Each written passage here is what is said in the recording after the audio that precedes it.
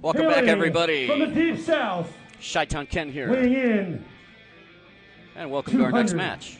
At 16 pounds, he is Rebel Steel. This guy is a nut job. I'll tell you what.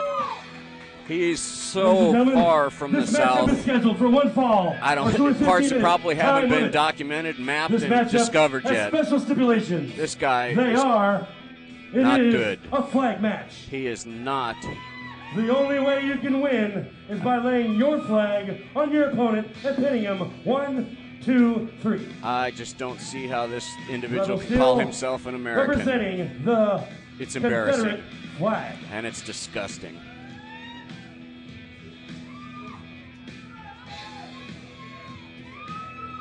And his opponent, hailing from Quebec, Canada, weighing in at 209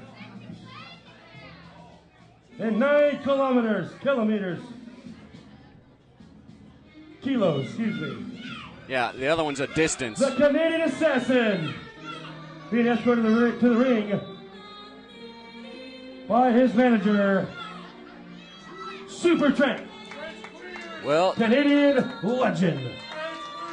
As Bobby alluded to, Super Tramp, a Canadian legend indeed. The Canadian Assassin is an embarrassment to the Canadian flag, the Canadian country as a whole, but both men are extremely dangerous. Again, and this is a flag match. The way you must win. This could get real ugly real fast, folks. Laying your flag over your opponent and getting a 1, 2, 3. Well, there you have the rules, fans. In order to win, you must cover your opponent with the flag and get the pin count. Super Tramp at ringside is definitely an advantage for Rebel Steel. And Rebel Steel favoring that forearm and looked like he was adjusting his mask, but, you know, that's just how I see it. You know, people wearing masks have a tendency to usually hide things under those masks. So I'm always a little bit leery when I see somebody adjusting their masks. And referee Red trying to get Canadian Assassin and Rebel Steel ready.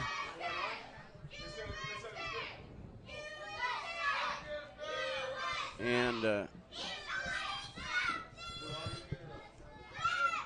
it's and there we go. Referee's called for the bell, and we're off and running. It's a little dark. Yeah, we need to get these lights on. Absolutely right. What? Now, a referee should never do that. Not unless he wants a physical altercation. And again, now both men circling. And Widowmaker now asking, Canadian Assassin asking for the crowd to be quiet, which bodes well for Rebel Steel.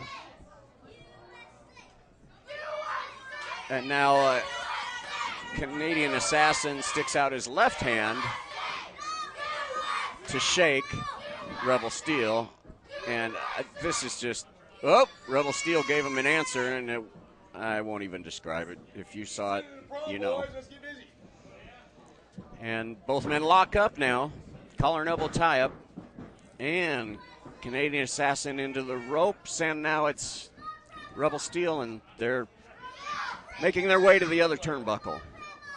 And on their way to another turnbuckle. And all they need now is a little music. And now both are dizzy, which I could have said that earlier. Now both men waiting. They want a little timeout. And they both took out referee Red. What the hell is going on with those two? and they're stomping on on referee Red, and they have now put the Rebel flag over referee Red and the Canadian flag. This is not right. There's going to be a fine. This is going to cost them both $500. Both of them $500. Uncalled for. Absolutely uncalled for. What is this? I'm back on the air here. It appears that the Rebel Steel and the Canadian have turned on the ref. We get some help out here. Yeah, and Bobby, as the promoter and the owner of PXW, I want them with a $500 fine each. Absolutely, each. New tag team or not, these guys need to be fined, folks. We do not advocate roughing up our. There we here go. Comes some Here good come boys. Here comes the heroes right here. And of course, Your Tex good old Thompson, boys. a member of the fraternity.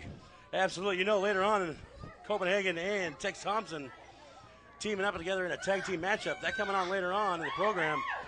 But right now, we're going to have to take a break here. So we'll be back after these